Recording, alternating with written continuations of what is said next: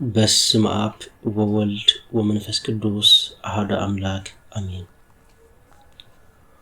ንግባሪ ሰናያት መሐርን አምላኽ አቡውን ጎይታናን አምላኽናን መድኃኒናን ኢየሱስ ክርስቶስ ሰቲሩናን ረዲኡናን ዓቂብናን ተቐቢሉናን ራህሪሁልናን ደጊፍናን ክሳዕ እዛ ሰዓት እዚኣ እውን ኣብፂሕና እሞ ነመስግነሉና ሕጂ እውን ንዑ በዛ ቅድስቲ ዕለት እዚኣን بكل زمن هيوتنا بفصم سلام كعقبنا نخل زملخ እግዚአብሔር አምላኽና ንለምንኖ ወጎይታና እግዚአብሔር ኩሉ እትመልኽ አቡውን ጎይታናን አምላኽናን መድኃኒናን ኢየሱስ ክርስቶስ ለዕሊ ኩሉ ኩነታትን ምእንቲ ኩሉ ኩነታትን አውሽጢ ኩሉ ኩነታትን ነመስግነካ አለና ስለስተተርካናን ዝረዳእኻናን ዘዕቆልካናን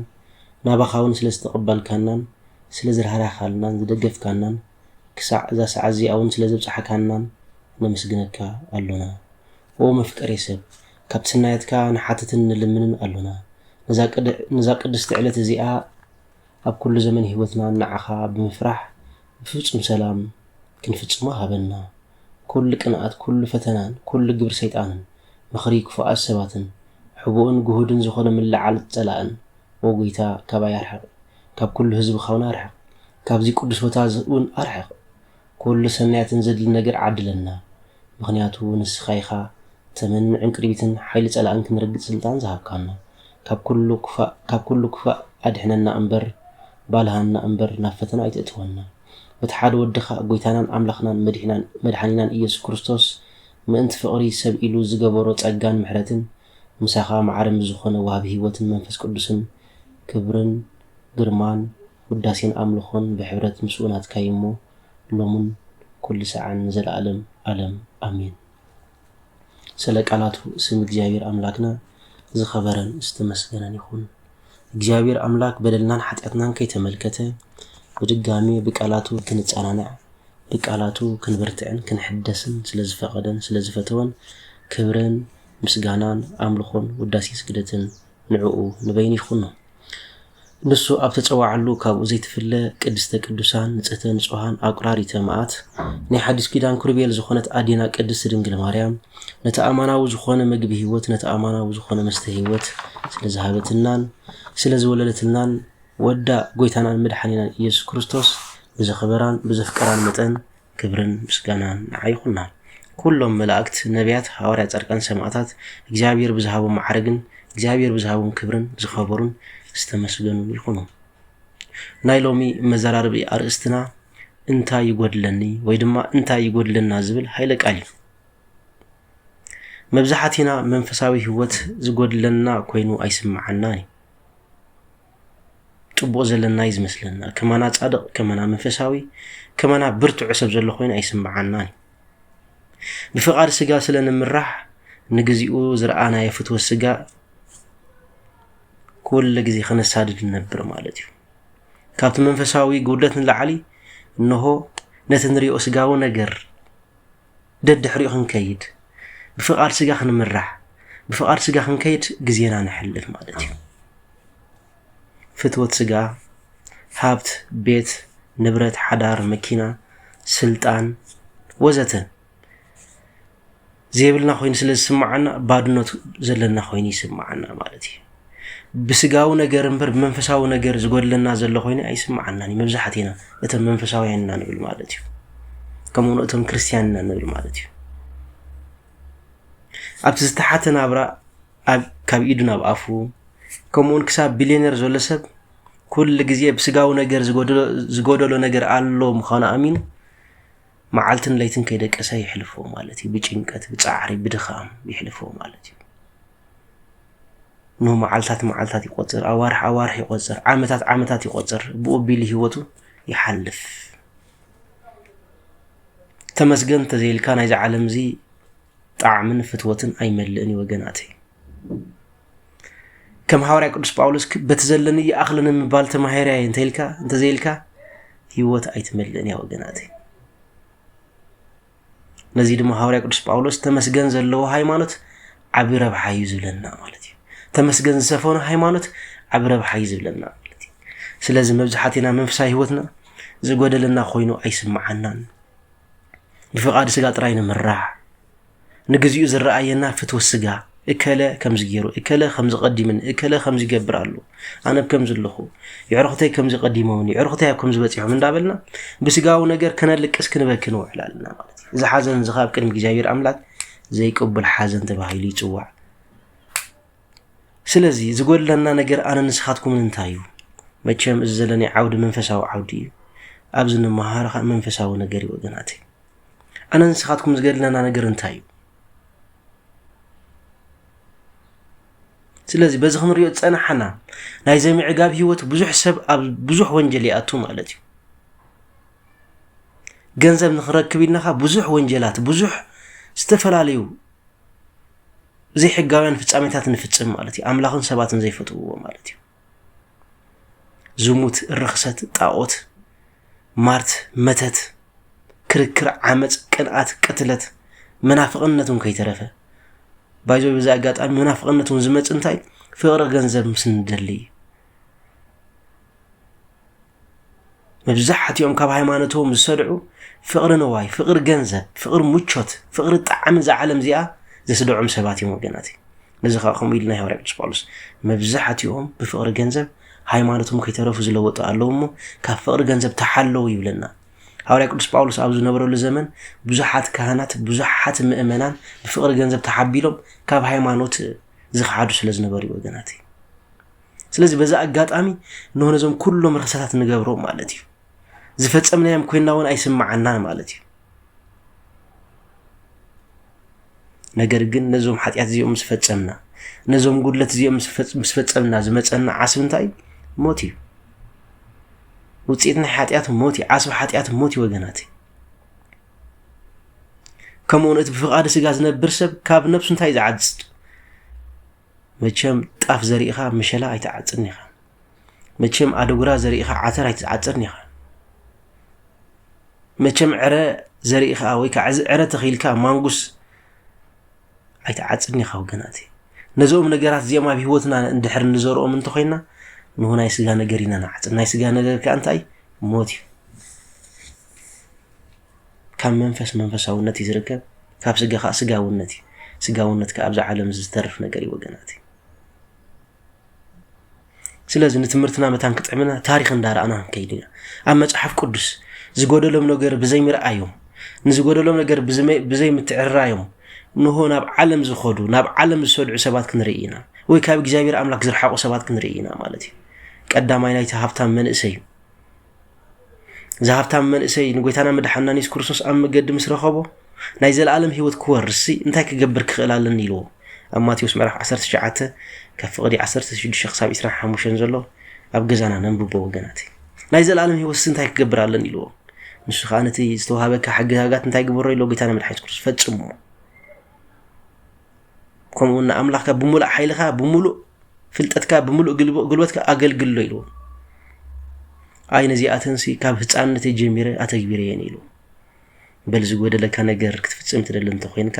ፍጹም ክትከውን ተደሊኻ ኢልዎ ጎይታና መድሓኒና ኢየሱስ ክርስቶስ። ዘለካ ሃብቲ ንድኻታት ሸይጥካ ሰዓበኒ ሽዑ ድማ መንፈሳዊ በረኸት ክበዝሓልካ ኢልዎ። ኣብ ሰዓት ዝግን እንሆ እቲ ሃብታም ሰብኣይ ንብረት ሸይጡ ምስ ክርስቶስ ምኻድ ዕሽነት ኮይኑ ተሰምዖ። ንብረት ሸይጡ ወንጌል ምስ ዕሽነት ኮይኑ ተሰምዖ እሞ ርእሱ እንዳነቕንቕ እንዳሓዘነ ካብ ክርስቶስ ረሓቐ። ዝጎደሉ ነገር ንኸይምልእ ናብ ዓለም ከደ ይብለና። ሽዑ ኣብዚ ሰዓት ዝጎይታና መድሓኒና ኢየሱስ ክርስቶስ እንሆ ሃብታም መንግስቲ ኣምላኽ ካብ ዝወርሲ ገመል ብዓይኒ መርፍእ ክትሓልፍ ይቐልል። እዚ ማለት ሃብታም መንግስቲ ኣምላኽ ኣይወርስን ማለት ኣይኮነን። እንታይ ዳ ግን ሓደ ግዜ ሃብትና ሓኒቑ ስለዝሕዘና ሃብትና ኣዝዩ ወጢሩ ስለዝሕዘና ንጽድቂ ዝኸውን ግዜ ይብልና፣ ንጽድቂ ዝኸውን ስራሕ ይብልና፣ ንጽድቂ ዝኸውን ሓሳብ ይብልና። ነዚ ድማ ኣብ መዝሙር ዳዊት ምዕራፍ 127 ፍቕዲ 2 ዘሎ ኣዝዩ ዝገርም ጥቕሲ ኣቦና ዘመራይ ዳዊት ጽሒፍልና ኣሎ። ኣንጊኹም ትስኣኹም ኣምሲኹም ምድቃስኩም እንጌራ ጻዕሪ ምብላዕኹም ከንቱ እዩ፣ እዚስ ንፍቑራቱ ደቂሶም ከሎ ይህቦም ይብለና። እዚስ ንፍቑራቱ ደቂሶም ከለው ይህቦም ይብል። እዚ ማለት ደቂስና ንውዓል ማለት ኣይኮን፣ ግን ሃብትና አንጊና ምውፃና አንጊና ምፋርና እግዚአብሔር ዘይብሉ እንተኮይኑ ኮንቲ ወገናት أدقون كوي سرح وجناتي أدقون كوي سعري وجناتي جن عصب تخفي لي فلت تموجسي أي فلت سلازي إجابير أملاك زيبول له هو تجابير أملاك زيبول له هابتي إجابير أملاك زيبول له موسان بيتاون كونتي وجناتي إجابير زيبول له هابتي كونتي وجناتي سلازي إنه ذهبت هم سبعين دحري تمل سيبلنا بلبو حزني يبلنا كفقر جنزب كفات حيك علن كاب فزل على ما هو تفقر جنزب مرتع نزي عملكيتو أبصفون يستنبيت مرح حدا فقد 10 شو منتك كم زبل تنبيت هالو بتمعل تقطع إجابير سي بررم ويكا ورقم أي كنا قفومني يبلالو يبلنا بتمعل تقطع قدنا هيوت قديفهم قدنا دحنت قديفهم نوركن برورن زملخو سبات نجرق استفلاليون قساو ነገር زملخو سبات بتمعل تقطع إجابير سي بررم ويكا ورقم أي كنا قفومني إلي يزاربالو وجناتي ስለዚህ ወርቁና ብሩርና ሀፍትና ዝናና ካትዝመጽ መዓል ተቆጣ خمس يد حننا خنفلت يغبانا ስለዚህ ጉድለት خمايلا أي كالن سبزي نو بسنك فقر نواي بسنك فقر جنزب كاب إجابير أملاك رحالة وجناتي ስለዚህ ናቲና تكون ጉድለት ከአበይ ወገናቲ زعينة منفس علنا له زعينة اسرات علنا له كمون قوتنا مدحنا نيس كورسوس اب زمن سغاوي اب زنبرو لغزي نو حدا كابتم حزبتات مچيو انتاي بولو حدنا قوتنا مدحنا نيس كورسوس قرب بمبال نابرو مسني حاونا ابرا اندانا صاصره ازيو غوي كم زنبره بادنوت كم زسمع خم زنبره مصحفتي نغرلنا ስለዚህ ሰብዚ ናብ ጎይታና መድሓናን ኢየሱስ ክርስቶስ ቅርብ በመባል ጎይታይ نحوي رست متان كما قالن حتتله يبلو يبلنا قلتنا مدحنا نيس كورسوس نبز عالم دياز ما تسجس لتغاور ستي كونن كمهر متي سغاور ستي كونن كسبخ متي وغناتي نو افت منفساوي ነገር ሰብ ኩል ስበخول ዝነበረ ሓደ ሰብ መጪና ጎይታና መድሓና ነይስ ክርስቶስ ጎይታይ ኖ ሓወይሲ ካብ ትርስቲና ያቦይ ከመቅለኒ ሕተተለ ይብሎ ጎይታና መድሓና ነይስ ክርስቶስ መን ይኸና ሓይ አሞንጎኹም ሽሞኛ ገይሩ ዝቆፀረኒ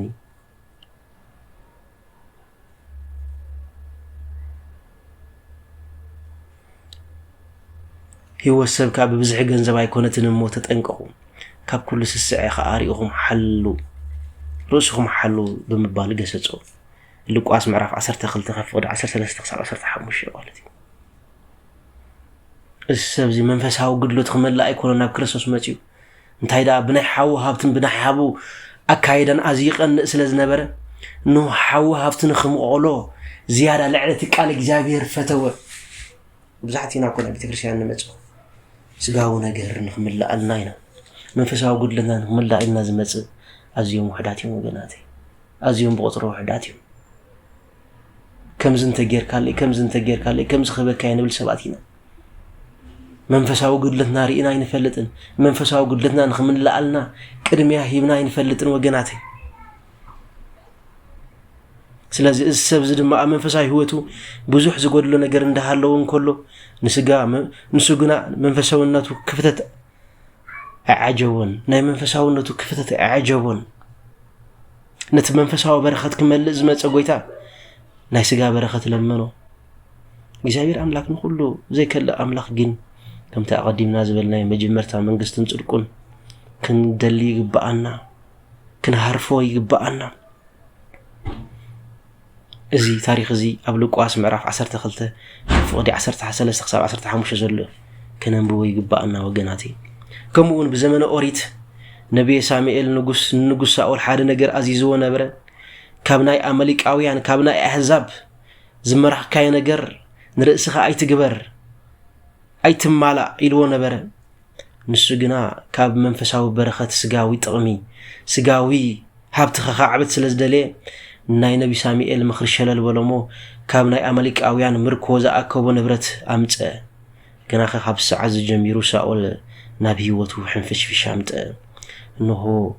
أزيو كبير قاننا بهوتو بمئتاو هوتو عقر قريء تولو وقناتي حدا جزيه ريسك وسيدنا أن نفتش نجارات حدا جزيه ريسك وسيدنا أن نفتش نجارات نبيوتنا حدا عبي قانين كنقطو ليجون زاكل قانين نقطو خمس لنا كنزنقع يبلنا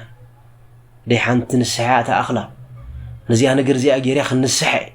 إلنا نجبرو نجارات كلها يجبان وقناتي سلسلة سأقول ناي نبي ساميل تأزاز بزي محلاو إنه بنا قاننتي من نوات يربش نبره كل جزية منفس ورجوع أي نبرن كل جزية استشبر نبره كل جزية استشنق نبره يبلنا جابر عملاك هذه يسورنا هذا جزية منفسه وسجانا خنا عقب لنا نام نفسنا نتوم أجاننت أزيوم بزحاتهم نبي هوتنا نتوم أجاننت أزيوم بزحاتهم بزحات بتنقلنا بمتت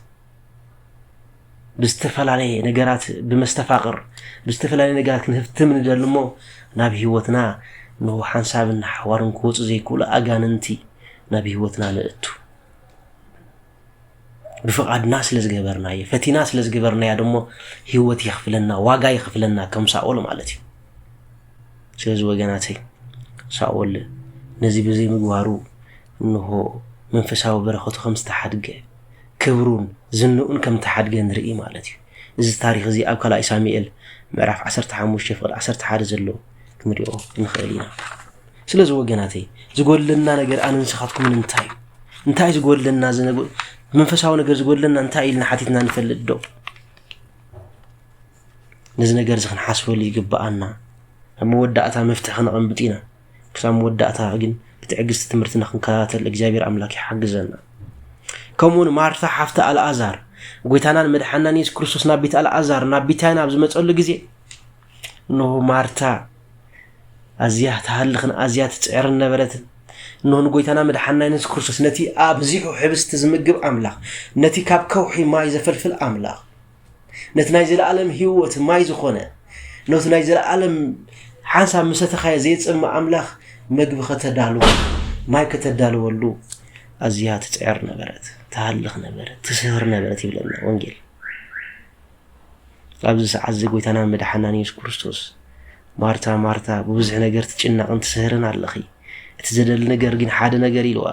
مريم جن نتسناي نجار حريا لا نتمنم كمن زعزيك النجار حريا لا بمبال جسد سلز حدا جزيه إنه نسبات كنا حجوز كنبل نفعتنا نخنب بحال منفساوي تقمنا قديفنا أبسقاو نجار هالخلخ نبل كم مارتا بوزحاتنا وجناتي نهدما مارتا بس قد دايزي أيتمس جنتن نوعية أقوازين كيف نبرجن تخمت مرت أزجباء نجار تزود لنا نجار أي فلتتن لو من أبيت جابي هر كبروا بمهراب شبشبوا بمشبشاب استفل علينا يقولوا سرح بمقبار منفساوي هو تنازل السعنا منفساوي نابرا نازل السعنا زود لنا منفساوي نجار زود لنا نجار زر السعنا كاب نسحة كاب قربان كاب استفل علينا نبي كريستيان برخص استرفنا عزيزنا بزحاتنا مو نو كام مارتا خنم هاري جبانا إذا تاريخ زون قبل قاس وانجيل معرف 10 كف قدي 30 شومنتن كسب 4 5 زلو خنريو نخيلينا وجناتي نزح لك على زنجركم زلو أبيتكم كونكم متان كتنبوا وجناتي بيرون ترازم بمحاز نتزوها بنا تقسطات بزجبا نتزقول لنا نجر بزجبا نتحفو كم أون منفساوي من سيدنا برا ديماس هوري قدس باولوس ديماس كزارب كله خترخن كله كم ديماس منفساو سباي نبرن كم ديماس ازي برت عقلقالي نبرن كم ديماس ازي وفي تغون عقلقالي اي نبرن جن ديماس حدا معالتي انه كاب صباقه كريستوس كاب صباقه هوري قدس باولوس كاب صباقه بيت كريستيان صباقه تسولونقي صحابو لز ነገር ዝገልጽ كله هوري قدس باولوس كاب كلهم حواريات زنعفعخ نبركا كاب كلهم منفساويان زنفعخ نبركا كميلو كاب صباقه كريستوس صباقه تسولونقي سيحبكا كاب صباقه بيت كريستيان كميلو صباقه عالم صحابك بمبال نهون ديماس دبدابي يصحفوا له كله نري وجناتي ديماس استتصححاتو ነገር እንተ ነይሩ ካብቲ መንፈሳዊ ምልአት ንላዕሊ ኣብ ተሰሎንቄ ዘጎደሎ ነገር ዘሎ ኮይኑ ስለተሰምዖ ናብ ተሰሎንቄ ኸደ ወገናቲ ኣነ ንስኻትኩም ብዙሕ ግዜ መንፈሳዊ ህይወት ጀሚርና ናብ ተሰሎንቄ ናብ ዓለም ንኸይድ ሰባት ብዙሓት ኢና ብዙሓት ኣብ ኣፍሪቃ ኣብቲ ዝነበርና ዓዲ ብመዝሙር ንዝምር ዝነበርና ኣገልገልቲ ባሕሪ ምስ ሰገርና ከማና ዝኣመሰለ ሳዕሳዕ የለን ከማና ዝኣመሰለ ደራፊ የለን ከማና ዝኣመሰለ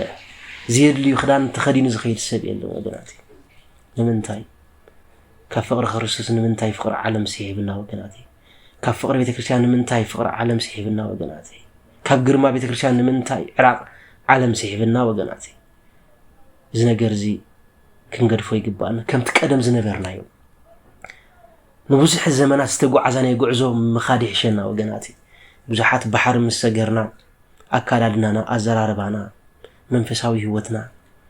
እንቅንስ እንገድፍ ከም ዴማስ ናብ ተሰሎንቄ ንኸይድ ሰባት ኣዚና ብዙሓት ኣለናሞ በዚ ጉዳይ እዚ ክንጥንቅቕ ይግባእና ጉድለትና ኣብ መንፈሳውነት ክንደልዮ ይግባእና እምበር ኣብ ዓለም ክንደልዮ ኣይግባእና ናይ ዓለም ጉድለት መሊኡ ኣይመልእን ወገናት ስለዚ ናይ ዴማስ ታሪክ ኣብ ቀዳማይ ቲሞቴዎስ ምዕራፍ 4 ፍቕዲ 10 ዘሎ ክንረኽቦ ንኽእል ኢና ስለዚ ኣነ ንስኻትኩም ዝጎድለና ነገር እንታይ ወገናት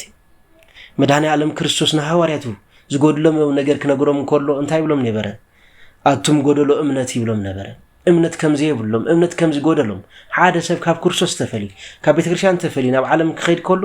እምነት ስለዚ ይብሉ በቲ ዝመጽእ ህይወት በዚ ዝመጽእ ተስፋ ጽንዓት ስለዚ ይብሉ ወገናት ስለዚ ኣነ ንስኻትኩም ልክ ከም ሐዋርያ ዝጎድለና ነገር እንተሃሊ እምነት ወገናት ቅዱስ ጴጥሮስ ናብ ጌታና መድኃኒና ኢየሱስ ክርስቶስ ንሆ ብለይቲ ተጓዓዝ ከሎ ምስ ረኣዮ ጌታና መድኃኒና ኢየሱስ ክርስቶስ ብባሕሪ ጌታዬ ናባኻ ክመጽእ ፈቐደለይ ኢልዎ ጌታና መድኃኒና ኢየሱስ ክርስቶስ ድማ ፈቐደሉ ንሆ ጴጥሮስ ማይ ክኸይድ ጀመረ ኣብ መንጎ ግን ጴጥሮስ ክጠራጠር ጀመረ ብሓቂ ኣነ ዲ ነዚ ማይ እንዳበልኩ እንዳረገጽኩ ዝኸይድ ዘለኹ ብምባል ምስ ነፍሱ ክዘራረብ ጀመረ ኣብ ሰዓት እዚ ክርስቶስ ምጥማት ገዲፉ ናብ ናቱ ዝናን ናብ ናቱ ክእለትን ከስተብል ጀመረ ሞ ንሆ ጴጥሮስ ናብ ባሕሪ ክሰጥም ጀመረ ወገናት ዕቅዕቅ በለ ሽዑ ድሕነ ንበሉ ንእግዚአብሔር ኣምላክ ጌታና መድኃኒና ኢየሱስ ክርስቶስ ኣታጎደሎ እምነት ብምባል ድማ ጌታና መድኃኒና ኢየሱስ ክርስቶስ ገሰጹ ኣታጎደሎ እምነት ንምንታይ ከተወላወልካ ንምንታይ ከተጠራጠርካ ብሎ ማቴዎስ ምዕራፍ 14 ፍቕዲ 31 ከምኡውን ሐዋርያት ኣብ ጃልባ እንከለዉ ኣቶም ጎደሎ እምነት ብምባል ንሐዋርያት ከም ዝገሰጾም ንርኢ ክንዲ ፍረ ኣድሪ ተኣክል እምነት እንተትህልወኩም ሲ ነዚ ገቦ ካብ ዝተጓዓዝካ ናብ ትኸይድ ምበልኩም ምተጓዓዘ ነይሩ ኢሉ ግን እምነት የብልኩም ብምባል ገሰጹ ንሆ ድማ ሐዋርያት ነዚ ነገር እዚ ምስ ፈለጡ እምነት ከም ዝጎደሎም ምስ ፈለጡ ጌታዬ እምነት ወስኸና በልዎ ስለ ቃላት ስም እግዚአብሔር አምላክና ዘኸበረን ዝተመስገነን ይሁን ንሕና እውን ጌታና መድኃኒና ኢየሱስ ክርስቶስ ጌታዬ እምነት ጎዲልን ኣሎ ጽንዓት ጎዲልን ኣሎ ፍቕሪ ጎዲልን ኣሎ ትሕትና ጎዲልን ኣሎ ሞ ወስኸና ክንብሎ ይግባአና ነው ሐዋርያት ካብ ክርስቶስ ካድሞ አይደለዩን በቲ ጉድለተና ዓለም ከይደም ክደልይዋ አይደለዩን እንታይ ዳ ብሎ ጌታዬ ናይ ዘላለም ህይወት መታን ክንወርሲ ወይ ንትንስኻ ትደልዩ ነገር ክንገብርሲ እምነት ወስኸና ስኻ ኩሉ ትኽእል ኣምላኽ ኢኻ ብምባል ጌታ ለመንዎ ማቴዎስ ምዕራፍ 21 ፍቕዲ 21 ንሆዞም ሐዋርያት እዚኣቶም ከምቲ ሃብታም ሰብኣይ እምነት ጎዲልና ኣሎሞ ወይ ወስኸና ይበልዎን እንታይ ዳ ያሬታ እምነት የብልናን ኢሎም ካብ ክርስቶስ ኣይሃዶምን ኣይረሓቁን እንታይ ዳ እምነት ወስኸና ብምባል ኣብ እምነቶም ጸንዑ ስለ ቃላት ስም እግዚአብሔር አምላክና ዝኸበረ ምስተመስገን ይሁን ስለዚ እዚ ክርዮ ጸናሕና ክሳብ ሕጂ ብዙሓት ናይቶም ጉድለት ኣብ ስጋው ዘይ ኣብ መንፈሳዊ ዘይኮነስ ኣብ ስጋው ጉድለት ክደሊ ብምፍታኖም ዝተናቕፉ ክንርኢ ጸኒሕና ከም ዴማስ ከምቲ ዴማስ ጉድለቱ ኣብ ዓለም ከይዱ ክደልዮ ምርካቡ ወይ ካብ ዓለም ከይዱ ክደልዮ ምሕሳቡ ከምኡውን ብዙሓት ሐዋርያቱን እምነት ከም ዝጎደሎም ርኢና ግናኸ እምነት ጎዲልዎም ከም ዝጎደሎም ፈሊጦም ንኣምላኽና እምነት ክውስኸሎም ዝሓተትዎ ቅዱሳን ድማ ሕጂ ክንርኢና ወገናት ዘማራይ ቅዱስ ዳዊት እምነት ከም ዝጎደሎ ፈሊጡ ንጽህና ከም ዝጎደሎ ፈሊጡ ኣብ መዝሙር ዳዊት ምዕራፍ 51 ወጌታዬ ንጹህ ልቢ ፍጠረለይ ብምባል ንጹህ ልቢ እግዚአብሔር አምላክ መታንክቦ ያው ንጹህ ልቢ እምነት ትምስረት ኣብ ንጹህ ልቢ ስለ ዝኾነ እምነት ተዓልብ ኣብ ቅንጣብ ጥርጣረ ዘይብላ ልቢ ስለ ዝኾነት ንሆ ጎይታና ንሆ ዘማራይ ዳዊት ንእግዚአብሔር ኣምላክ ወጎይታዬ ንጹህ ልቢ ፍጠረለይ ኢልዎ መንፈስ ምድሓንካ ኣብ ውሽጠ ይሓድስ ብምባል ለመነ ወገናት ንሆ ድማ ከም ልመንኡ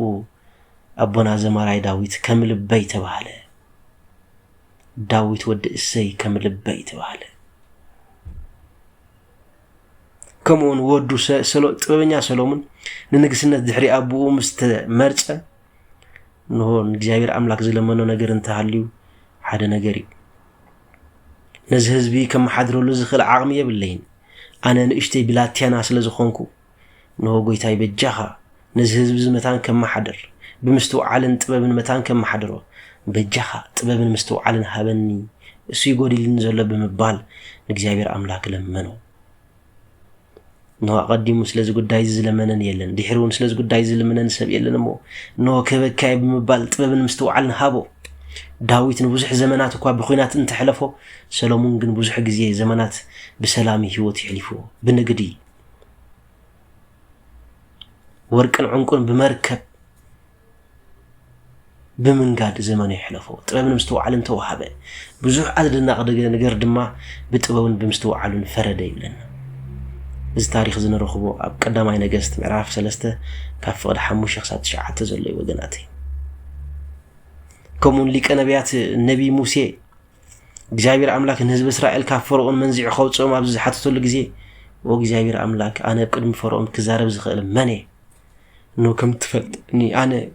ኮርታዐ ልሳን እውን የብለይን ኖ ኣብ ቅድሚ ፈርዖን ከይደ ክዛረብሉ ዝኽእል አንደበት የብለይን እሞ ኣነ መነ ብምባል ጉድለት ነገሩ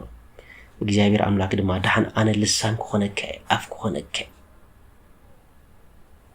ናውኻ ካን አሮን ካን ክገብረልከ ብምባል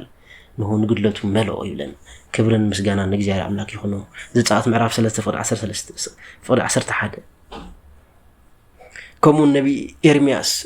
نأهيداوين إسرائيلاوين نخمرح እግዚአብሔር አምላክ ከም ጸውዕሞ ወዮ እግዚአብሔር አምላክ ኣነ ዳ አመን ኮይነ እን ህዝብ እስራኤል ክመርሕ ዝኽእል ንህዝብ እስራኤል ከም ነብይ ኮይነ ክመርሕ ዝኽእል ኣነ ናይ ምዝራብ ዓቕሚ የብለይን ብምባል ለእግዚአብሔር አምላክ ጉድለት ነገሩ እግዚአብሔር አምላክ ድማ አፍና ኤርሚያስ ቀበአ አፉ ብምትንካፍ ልሳኑ ብምትንካፍ ቅብአ መንፈስ ቅዱስ አዕለበሉ ነው ድማ ኤርሚያስ ንህዝብ እስራኤል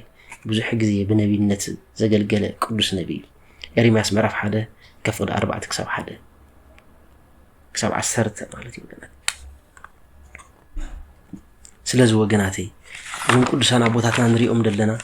ዝጎደሎም ነገር ካብ እግዚአብሔር አምላክ ክልምልን ኮለው ንርእልና እግዚአብሔር አምላክ ድማ ዘለመንካዮ ዘይከለ አምላክ ስለዝኾነ ብዘይጥርጥር ዝለምኖ ነገር ኩሉ አተግብረሉ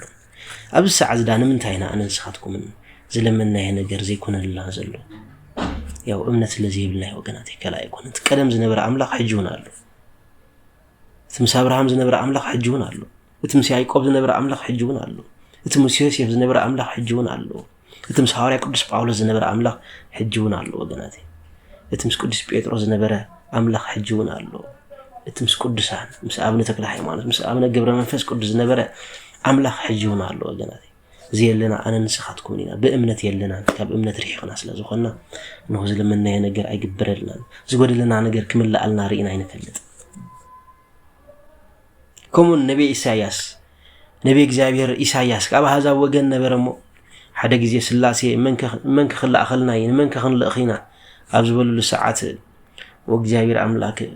نعي كاب لم تين تريحنكمني نو كاب زلن لم تني حاتيات ملكت انت تريحنكمني أنا خلا أخوكم بمبال تزارب قلوت نجار يبلن እግዚአብሔር አምላክ ንለመና ደቀ ሰባ ዜና አምላክ ስለዝኾነ እንሆ ናይ ነቢ ኢሳይያስ ለምጺ ናይ ነቢ ኢሳይያስ ኃጢአት በኢደ ሱራፊኤል በሰማያዊ እሳት በፈሐመ እሳት ገይሮም ካብ በደሉ ካብ ለምጹ አድህኑ ኢሳይያስ ምዕራፍ 6 ስለዚህ ወገናቴ أنا نسخاتكم كخابينة وجناتنا وجناتي ካብቶም ጉድለቶም ኣብ ዓለም ክደልዩ ዝኸዱስ ወላስ ካብቶም ጉድለቶም ኣብ መንፈሳውነት ከም ዘሎ ፈሊጦም ለእግዚአብሔር ኣምላክ ብእምነት ዝልምኑ መንፈሳውነት ካብ ዝጀመርናሉ ግዜ ኣነ ንስኻትኩም እኮ ልብና የንደለህፂ ዓለም ገዲፋትና ተኸይ ዘላ ይዝምስለና ኣነ ኣብ ቤተ ክርስቲያን ብምህላዊ ዓለም ገዲፋትና ተኸይ ዘላ ዘይሰልጠንኩ ዘይበቃ ኮይኑ ዝስማዓን ትሕርቲ ኮይኑ ነው ኣነ ንስኻትኩም ካብቶም ኣብ መንፈሳዊ ህይወት ኮይኖም ኣብ ዓለም ጉድለቶም ዝደልዩ ሰባት ኢና ወገናት ሰይትሎጥ እግዚአብሔር ኣምላክ ብቕንዕና ነጊርዎም እንከሎ እንድሕር ገጽኩም ቁሊ ሓይተ በሊልዎም እንከሎ ናብታ ኣነ ዘሪእኩም እምባህዶም ኣብቲ ዘለኹም ጎልጎል ደዋይ ትበሉ ኢልዎም እንከሎ ግናኸ ልባ ኣብ ይቕሬታ ልባ ኣብ ሶዶምን ጎሞራን ስለ ዝነበረ ልባ ኣብታ ብዝሙት ዝዓወረ ከተማ ስለ ዝነበረ ንድሕሪት ተመልሰት ይብለና ግን እግዚአብሔር ኣምላክ ነቦና ሎጥ ምስ ስድራ ቤቱ ናብቲ ናይ መንፈሳውነት ማማ ናብቲ ናይ መንፈሳውነት ልዕልና ከውፅኦም ሓሰበ ናብቲ ኣነ ዘሪእኩም እምባህዶም በሎም ሰይትሎጥ ግን ንድሕሪት ጠመተት ኣነ ንስኻትኩም ከምዚ ዓይነት ህይወት ኣለና ኣብ መንፈሳዊ ቤት ኮይና ስጋዊ ነገር ኣብ ዘለሉ ቦታ ሓሳብና ኩሉ ግዜ ምስተኸፋፈለ ግን ከም ነቢይ ሙሴ ዘለኻይ ቦታ ቅዱስ ቦታ ስለ ዝኾነ ኣጋርካ ካባሳኣንካ ኣውፅእ ኣነ ንስኻትኩም ትዘለና ቅዱስ ቤተክርስትያን ቅዱስ ቦታ ስለ ዝኾነ ኣጋርና መንፈሳዊ ኣጋርና ካብ መንፈሳዊ ካብ ስጋዊ ጫማታትና ክነውልቕ ይግባአና ወገናት ኣብ ክልተ ገረብ ክንሓኩራ ይግባአና ዓለማውያን ዝኾኑ ጫማታትና ዓለማውያን ዝኾኑ ኣስኣና ካብቲ ቅዱስ ቦታ ኣውፂና መንፈሳዊ ነገር ጥራይ ክንሓስብ ይግባአና ወገናት ስለዚ ሓደ ግዜ ኣብ መንፈሳዊ ህይወት እንዳሃለና ከለና ኣይን ዝሕል ንኾን እሞ እቲ ንኸዶ ዘለና መገዲ ሓቀኛ መገዲ ኮይኑ ይስምዓና ማለት እዩ ነገር ግን ኣብ ምሳሌ ምዕራፍ 14 ፍቅዲ 12 ከምዚ ዝብል ሃይለ ቃል ኣለዎ ንሰብ ቅንዕቲ ትመስሎ መገድላ መወዳእታ ግን ጥፍኣት እያ ይብለና እግዚአብሔር ኣምላክ ኣብዚ ይሰውረና ኣብ መንፈሳዊ ህይወት ዘለና ኮይኑ ይስምዓና ግን የለና ኣብ መንፈሳዊ መገዲ ዘለና ኮይኑ ይስምዓና ግን የለና ወገናት መወዳእታና ግን ጥፍኣት እዩ ስለዚ ጎደለና ነገር እንታይ ብምባል ንክርስቶስ ኣምላኽና ክንሓቶ ይግባአና ጉድለት እምነት መላኣልና ክንብሎ ይግባአና ወገናት ወይ ከዓ ንስኻትኩም ካብ ዝጎደለና ነገር ብመንፈሳዊት እንታይ ብምባል ምስ ነፍስና ክንፀባፀብ ይግባአና ሱባኤ ክንሕዝ ይግባአና ናይ ጽሞና ግዜ ክህልወና ይግባአና ወገናት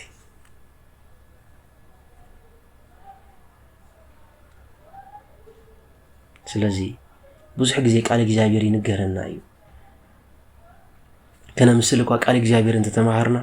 ግናኸ ብእዝነ ልቦናና ኣይንሕዞን ንሰምዖ እሞ ኣይነተግብሮን ንርኢ እሞ ነዚ እውን ነቲ ዝረኣናዮ ንሽዑ ንርስዖ ወገናት ናይዚ ምልክት ድማ ጥበብን ምስትውዓልን ኣባና ስለዚ ይህሉ እዩ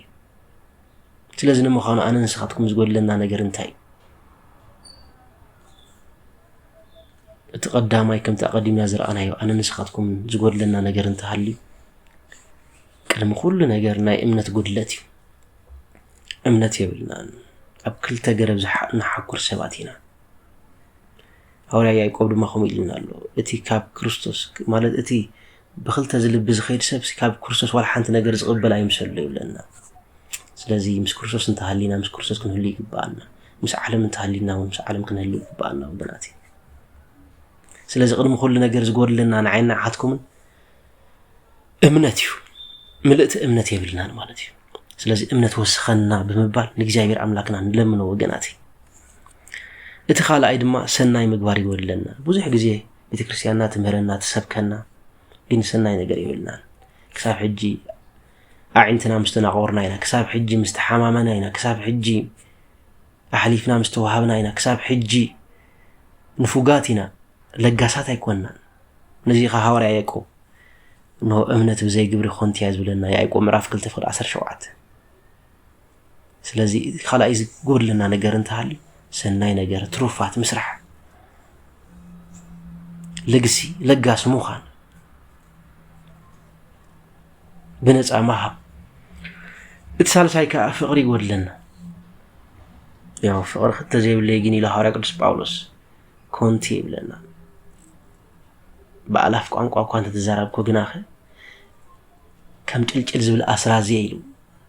ከም ጭልጭል ዝብል ጸናጽል ፍቅሪ ዝተባለ እግዚአብሔር አምላክ ህልውና ይግብኦ ኣብ ህይወትና ንፍቅሪ ዝኾነ ግዜ ክርስቶስ ከነቀድሞ ይግባአና ኣብ ምእታውናን ኣብ ምውፃእና ኣብ መገድናን ኣብ ኮፍ ምባልና ኣብ ምድቃስናን ኣብ ትንሳእና ኩሉ ግዜ ፍቅሪ ዝኾነ ክርስቶስ ክንለብሶ ይግባአና ወገናቲ بزي ولا حنت خنجبر سلازي يبقى سلازي نخدم مالتي وجناتي اتصال سايز خون كله ترى بعيد ما تحتنا يقول لنا تحتات يكون نجاحتنا أنا كو دكلي أنا كو خمزي ندابلنا بتعبي تستوترنا سبعتين وجناتي سلازي كمتي أب ماتيوس برف حموشي لوزلو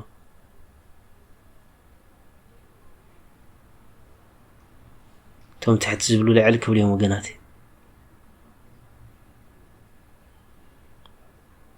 كمون حموشاي صنعات يقولنا نتزحزنا منفساو مقدي بصنعات كسام ودات عين غعزن تأمرات بزح سبات كملس يخلي يخون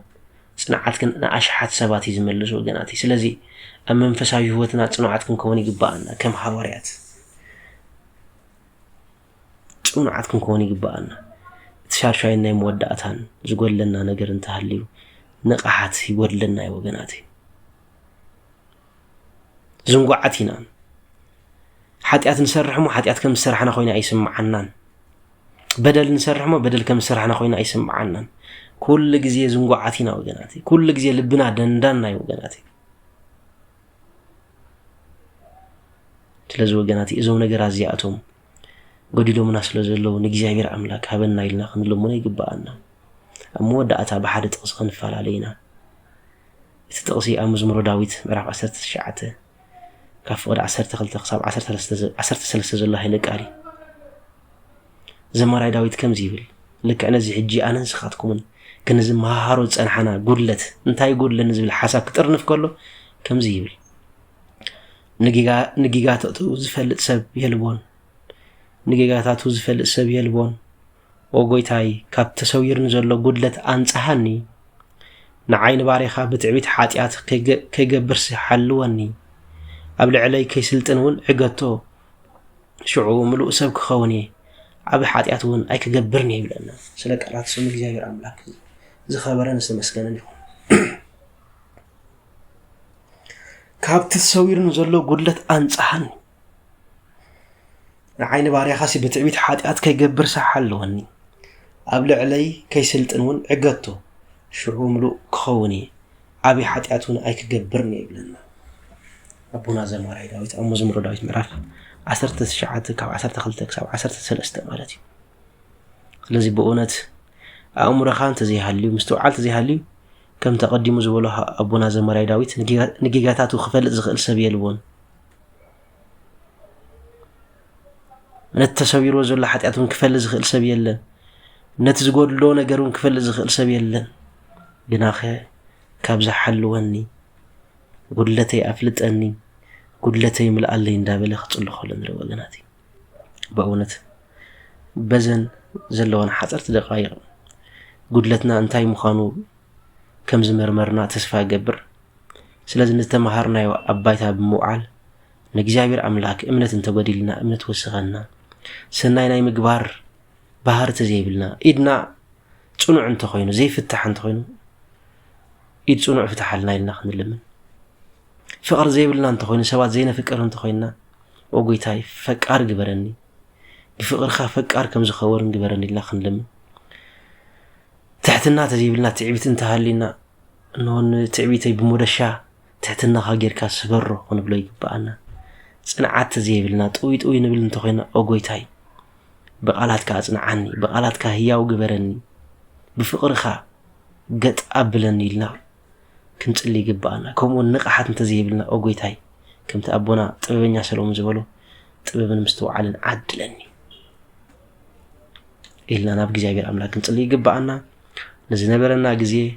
باريخون كديسون سلزهابنا كبرن مسجانان أملخون وداسين سجدتن نعو نبيني جبا والسبهات لأجزي أبير